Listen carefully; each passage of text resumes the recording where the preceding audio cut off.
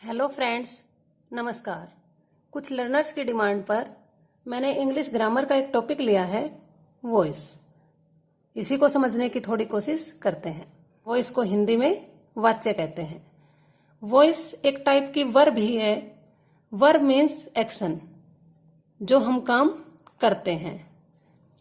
अगर हम वॉइस का मीनिंग देखें तो that is subject of speaking, means बोलने का विषय, हम क्या बोल रहे हैं।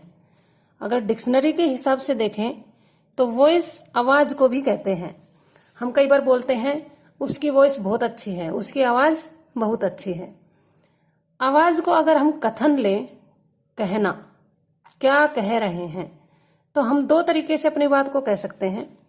एक तो सिंपल तरीके से, दूसरा उसी बात को थोड़ा सा कॉम्प्लेक्स बना देते हैं।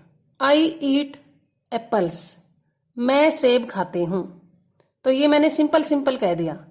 बट इफ आई से एप्पल्स आर ईटन बाय मी, सेब मेरे द्वारा खाए जाते हैं, या सेब खाए जाते हैं मेरे द्वारा।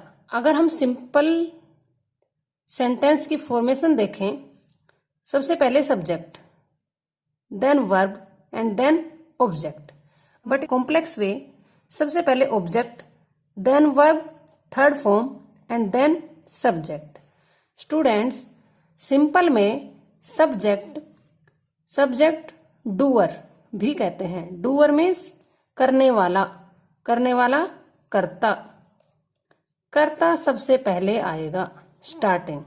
First in starting subject will be in simple form, and in complex first there will be object and always verb की थर्ड फॉर्म। ये सिंपल फॉर्म है। इसी को अगर हम टाइप ऑफ वॉइस की बात करें तो this is your active voice and complex passive.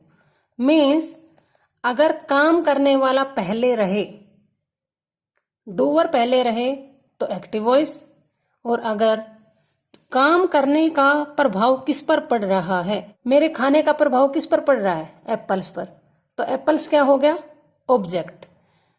तो कॉम्प्लेक्स में, पैसिव फॉर्म में, पैसिव वॉइस में ऑब्जेक्ट पहले रहेगा और हमेशा वर्ब की थर्ड फॉर्म रहेगी। So students, I think you got it. Now definition.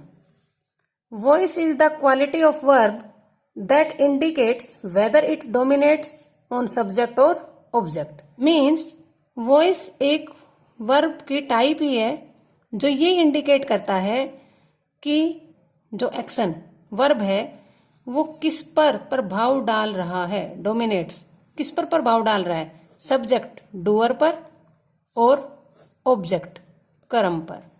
Means कर्ता पर या कर्म पर। मीन्स टाइप्स ऑफ वॉइस में we get active voice. Active voice में सब्जेक्ट सबसे पहले, means subject first. And passive voice की पहचान रहेगी कि इसमें object first and main condition verb third form. अगर आपको वर्ब की थर्ड फॉर्म मिल जाती है, दैट इज पैसिव वॉइस। जो एक्टिव वॉइस है, इस किस पर रहता है हमारा फोकस, सब्जेक्ट और second name doer. And passive में हमारा फोकस किस पर रहता है, एक्शन, जो हम काम कर रहे हैं, एक्शन पर हमारा फोकस रहता है। अगर हम हिंदी व्याकरण की बात करें तो वाच्य 3 प्रकार के हैं, कर्ता, कर्मवाच्य एंड भाववाच्य। कर्ता को कृतवाच्य भी कहते हैं। इसमें सब्जेक्ट पर इफेक्ट होता है, इसमें ऑब्जेक्ट पर, और इसमें अदर फीलिंग्स पर, ह्यूमन फीलिंग्स पर अगर प्रभाव पड़े, देन भाववाच्य। But in English only 2 types, active voice, passive voice. In next video, we will learn how to convert active voice into passive voice. Thank you for watching. Have a good day. If you really getting, then please like, share and subscribe my video.